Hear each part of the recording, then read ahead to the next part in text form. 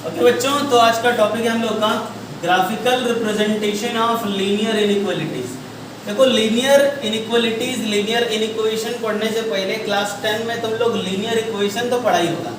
अब linear equation पढ़ा था तो लीनियर इक्वेशन का ग्राफ भी तुम लोगों को मालूम होगा, और इतना भी हमको मालूम है कि तुम लोग भूल भी गया होगा। तो एक बार पहले से रिवाइज करवा देते हैं पिछले वाले क्लास का। ये हम लोगों का फर्स्ट क्वाड्रेंट, ये सेकंड क्वाड्रेंट, ये थर्ड क्वाड्रेंट और ये फोर्थ क्वाड्रेंट। फर्स्ट वाले क्वाड्रेंट में कैसे लिख सकते हैं इसको, हम तुमको बताए थे कि फर्स्ट क्वाड्रेंट में प्लस प्लस साइन होता है, याद होगा। इसमें माइनस प्लस साइन होता है। इसमें का साइन को हम लोग क्या बोलते हैं, इसका जो साइन होता है ये माइनस माइनस होता है और इसका साइन प्लस माइनस होता है। रूल याद होगा सबको। ये हम लोगों का एक्स एक्सिस है, X O X dash, this is X axis, Y O Y dash, this is Y axis. X axis और वाई एक्सिस, क्लियर बात। अब हम लोग इक्वेशंस ऑफ मतलब जो लीनियर इक्वेशन है उसका ग्राफ बनाना सीखेंगे। लीनियर इक्वेशन का स्पेशली, क्योंकि हम लोग लीनियर इनइक्वालिटीज पढ़ रहे हैं, लीनियर इनइक्वेशन पढ़ रहे हैं, तो पहले लीनियर इक्वेशन को क्लियर कर लेते हैं, पीछे जो पढ़े थे उसको रिवाइज कर लेते हैं। सबसे पहले अगर फर्स्ट क्वाड्रेंट कहीं पे लिखना हो तो या तो इसको प्लस प्लस लिखा जाता है, या अब मेरे भाषा में, अब जब तुम लीनियर इन इक्वेशन बना रहे हो क्लास 11 का, तो अब तुमको ऐसे नहीं लिखा रहेगा कि ये फर्स्ट क्वाड्रेंट है या प्लस प्लस। अब तुमको क्या लिखना होगा जरा देखो। क्वाड्रेंट 1 को कैसे लिखा जाएगा, x is greater than equal to 0 and y is greater than equal to 0। इसका मतलब समझना है कि हम बात कर रहे हैं फर्स्ट क्वाड्रेंट का। कहीं पे भी अगर कहा जा रहा है x is greater than equal to 0 और y is greater than equal to 0 means first quadrant. अब यहाँ पे कैसे लिखा जाएगा, अगर लिखा हुआ है x is less than equal to 0 and y is greater than equal to 0 तो समझ जाना ये सेकंड क्वाड्रेंट है।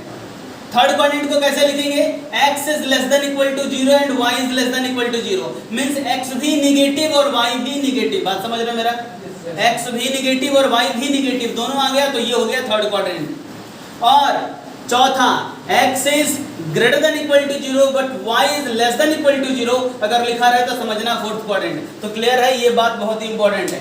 जूनियर क्लास में पढ़ते आए थे first second third fourth quadrant, plus plus minus plus minus minus plus minus, तो ये तो याद रखना ही, लेकिन एक नया तरीका भी याद रखना है हम लोगों को। अगर कहीं पे x is greater than equal to 0, y is greater than equal to 0 दिखा तो समझ जाना है कि बात फर्स्ट क्वाड्रेंट का हो रहा है, और इसका मतलब सेकंड क्वाड्रेंट, इसका मतलब थर्ड, इसका मतलब फोर्थ, बिल्कुल याद रखना है। अच्छा, बात करें जब भी हम लोग किसी पॉइंट को शो करते थे, तो कोई भी पॉइंट अगर हम लोग नंबर लाइन पे शो करते थे, चाहे किसी भी ग्राफ पे कहीं पे भी, जैसे 2 3 पॉइंट है, तो x वाला पहले लेते थे और y वाले को बाद में, मतलब पहला जो भी रहता था वो x ही होता था और बाद वाला y होता था। इसको एब्सिसा बोला जाता था, याद होगा आप लोगों को। एब्सिसा कहा जाता है और इसको ऑर्डिनेट कहा जाता है, और दोनों को साथ में कोऑर्डिनेट बोलते हैं। क्लियर है ना, इसको एब्सिसा, इसको ऑर्डिनेट, दोनों को साथ में कोऑर्डिनेट बोलते हैं। फिर भी अगर कंफ्यूजन है तुम लोगों को, अगर नहीं समझ में आ रहा है पूरा का पूरा, तो क्लास 9 का कोऑर्डिनेट ज्योमेट्री, 10 का कोऑर्डिनेट ज्योमेट्री का वीडियो अवेलेबल है चैनल पे, जाइए उसको अच्छे से देख लीजिएगा। अब क्लियर है, first second third fourth quadrant में किसको क्या बोलेंगे ये समझ में आ गया। क्लास 10 में ही हम लोग पढ़े थे कि किसी भी इक्वेशन का, लीनियर इक्वेशन का हम ग्राफ किस तरीके से बना सकते हैं। पहले ग्राफ बनाना तुम लोगों को सिखाएं, लेकिन ग्राफ बनाने से पहले कुछ और डिस्कशन भी जरूरी है। ये एक्स ओ एक्स डैश, ये वाई ओ वाई डैश, एक हो गया तुम्हारा एक्स एक्सिस, एक हो गया तुम्हारा वाई एक्सिस। इससे पहले कि हम थोड़ा कॉम्प्लेक्स वाला ग्राफ बनाना स्टार्ट करें, पहले बेसिक बता दो, what is the equation of x axis. क्या एक्स एक्सिस का इक्वेशन मालूम है, y is equal to 0, y is equal to 0 is the equation of x axis। x axis का इक्वेशन होगा y is equal to 0, और equation of y axis x is equal to 0, equation of y axis x is equal to 0। अगर कोई y axis का equation पूछता है तो direct बोल देना x is equal to 0, अगर कोई x axis का इक्वेशन पूछता है तो डायरेक्ट बोल देना है y is equal to 0। अब इसके बाद कुछ और टाइप भी क्वेश्चन आ रहा है, जैसे देखो जरा, एक यहाँ पे हम एक ग्राफ बना रहे हैं, ये एक स्ट्रेट लाइन बना रहे हैं, स्ट्रेट लाइन है।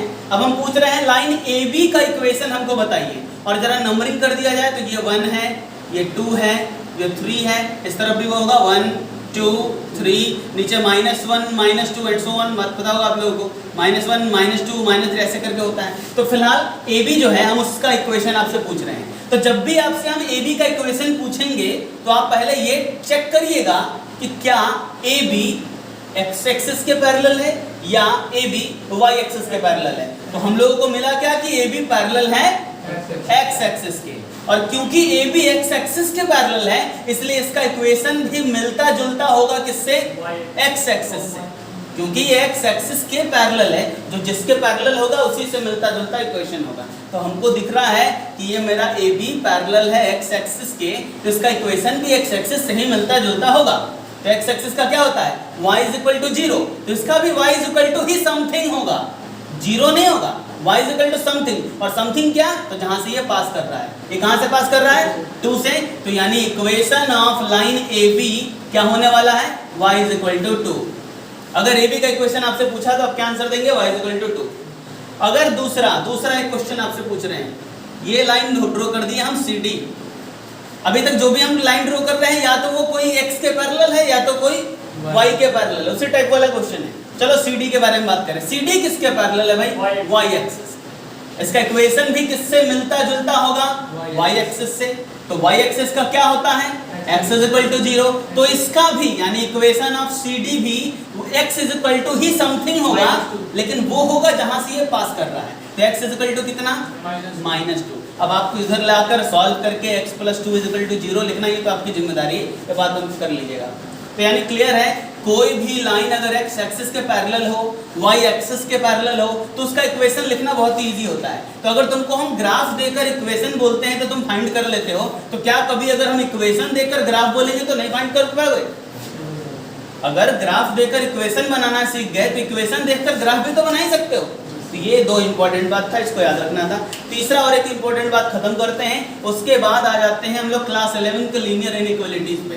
क्लियर बात ना? उसके बाद पहुंचते हैं लीनियर इनइक्वालिटीज पे, जरा ध्यान देना।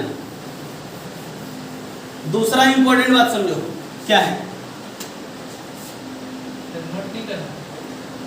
वीडियो से दोबारा पॉज करके नोट कर लीजिएगा। क्लियर है? थोड़ा जल्दी में खत्म कर देते हैं इसको। ये हो गया x o x dash, x o x dash, ये क्या हो गया y o y डैश। अब चलो इस पे नंबरिंग कर देते हैं, 1 2 3 4, 1 2 3 4, -1 -2 -3 -4 और नीचे -1 -2 -3, ठीक है ना? ऐसे ही नंबरिंग होता है। अब एक इक्वेशन लिखते हैं हम यहाँ पे, इक्वेशन देखो क्या है, 2x + 3y is equal to 6, ऐसा करके एक लीनियर इक्वेशन लिखे हैं। ये हमारा लीनियर इक्वेशन है। देखो इक्वेशन और इन इक्वेशन में यही अंतर होता है कि इक्वेशन में बराबर का साइन देखने को मिलेगा और इन इक्वेशन में या तो ग्रेटर, नहीं तो लेस, नहीं तो ग्रेटर देन इक्वल टू, नहीं तो लेस देन इक्वल टू। ये चारों साइन दिख गया तो इन इक्वेशन हो गया, बस और कोई फर्क पड़ता नहीं है इसमें। तो चलो ठीक है, लीनियर इक्वेशन पहले हम लिखते हैं, पहले इसका ग्राफ बनाना सिखा दें। जब भी लीनियर इक्वेशन का ग्राफ बनाने की आपके सामने क्वेश्चन आ गया तो आप करेंगे क्या, सबसे पहले y वाले टर्म को बाएं साइड में बचा लो, बाकी सबको दाहिने में भेज दो। तो बताओ क्या हो गया, 3y = 6 - 2x और y = 6 - 2x/3।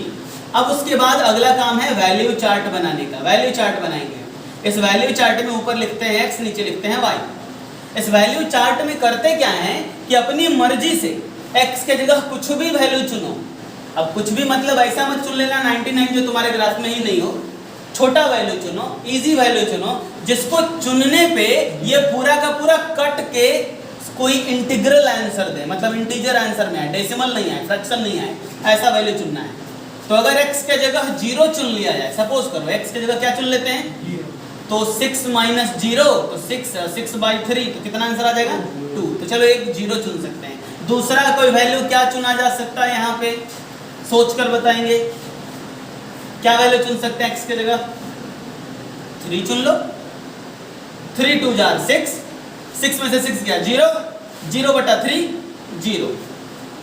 तो 2 पॉइंट चुन लिए हम लोग, डेसिमल नहीं आना चाहिए, फ्रैक्शन नहीं आना चाहिए, बात खत्म। तो 2 पॉइंट मिल गया, एक मिला 0 2 और एक क्या मिला 3 0, 0 2 और 3 0, पहले x वाला तब y वाला गधो, 0 2 फिर 3 0, बात समझ में आया? अब देखो यहाँ पे 0 2 कहाँ है भाई, 0 2 0 2 x में 0, स्टार्टिंग यहीं से ना करते हैं, x में 0 और y में 2, y में 2 सॉरी, ये वाला पॉइंट हो गया। x में 0 और y में 2 यानी ये वाला पॉइंट हो गया हम लोगों का। दूसरा है 3 0, x में 3 और y में 0, मतलब 2 पॉइंट मिल गया। अब 2 पॉइंट मिल गया तो ये क्या कर दिए हम लोग, ग्राफ ड्रॉ कर दिए। 2 पॉइंट मिला, 2 पॉइंट मिलते के साथ क्या कर दिए, ग्राफ ड्रॉ कर दिए। अब चलो आता है यहीं पे ट्विस्ट क्वेश्चन किसका, इनइक्वालिटीज का। सपोज करो कि इस क्वेश्चन में ऐसा क्वेश्चन ना होकर क्वेश्चन ये होता 2x plus 3y is greater than equal to 6। Suppose करो ये क्वेश्चन होता, आपके सामने क्वेश्चन आ गया क्या, आपके सामने क्वेश्चन आ गया 2x plus 3y is greater than equal to 6 and और आपको बोल रहा है ग्राफ बनाइए। तो सबसे पहले जब भी लीनियर इनइक्वालिटीज का क्वेश्चन आए तुम्हारे सामने, तो तुम सबसे पहले यहाँ पे इनइक्वालिटीज यानी बड़ा और छोटा का साइन को भूल जाओ और अपने मन से बराबर लिख लो, इक्वल लिख लो। इनइक्वालिटी को भूल ही जाना है, वहां पे हर हाल में क्या लिखना है, इक्वल। चाहे वहां ग्रेटर देन हो चाहे वहां लेस देन हो, कुछ भी हो तुम इक्वल लिख लो और इक्वल लिखकर सेम प्रोसेस करना और ग्राफ बना लेना। बन गया ग्राफ। अब ग्राफ बनाने के बाद भूल गया था शुरू में तुम किसको, ये साइन को, ऐसा नहीं कि भूल ही रह जाना, उसको फिर याद भी करना है। क्या था तेरा equation, 2x plus 3y is greater than equal to 6। अब जब तुम ग्राफ बना लेना तो वापस अपने क्वेश्चन को लिखना एक बार, और अपने क्वेश्चन में अब बनाएंगे हम लोग ग्राफ को शो करेंगे। देखो कैसे, तुम्हारे ग्राफ के या तो इस तरफ का या तो उस तरफ का, मतलब दो ही दुनिया है। इस लाइन के आसपास पूरा प्लेन 2 पार्ट में बट गया, या तो इधर का दुनिया या तो उधर का दुनिया। तो अब है कि इधर आंसर होगा या इधर आंसर होगा, ये डिपेंड करता है कि क्वेश्चन क्या कह रहा है। तुम एक काम करो, ये जो तुम्हारा लाइन है इसके इस तरफ या इसके उस तरफ का कोई एक पॉइंट चुनो। हमको अगर कहा जाए चुनने तो हम तो जरूर ओरिजिन चुनेंगे, क्योंकि ऐसा ही पॉइंट चुना करो जिसको डाल देने पे थोड़ा सा जल्दी बन जाए क्वेश्चन। तो हम 0 0 को चुन लेते हैं। 0 0 किधर है, लाइन से इस तरफ है। तो चलो 0 0 को एट 0 0 0 0 को पुट कर देते हैं अपने इन इक्वेशन में और देखते हैं क्या हमारे लाइन को 0 0 पसंद है।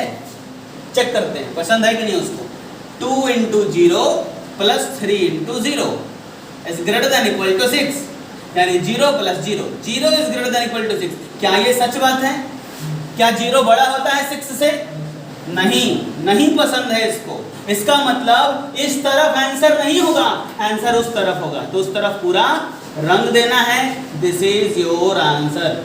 ये आपका क्वेश्चन बन गया, बन गया ग्राफ। लीनियर इनइक्वालिटीज का जब भी ग्राफ बनाएंगे तो या तो इस तरफ रंगेंगे या तो उस तरफ रंगेंगे। और किधर रंगेंगे इसके लिए हम किधर साइड का भी एक पॉइंट चुन लो, पॉइंट को अपने इन इक्वेशन में डालो। इन इक्वेशन को अगर वो वाला पॉइंट पसंद आया, मतलब सेटिस्फाई कर गया, तो भाई इधर रंग देंगे। और नहीं पसंद आया है मतलब नहीं सेटिस्फाई किया, इसलिए उधर रंग दिए, तो वो पूरा का पूरा आंसर हो गया। बात समझ में आया? इसी तरीके से आप क्वेश्चन को बनाएंगे। ठीक।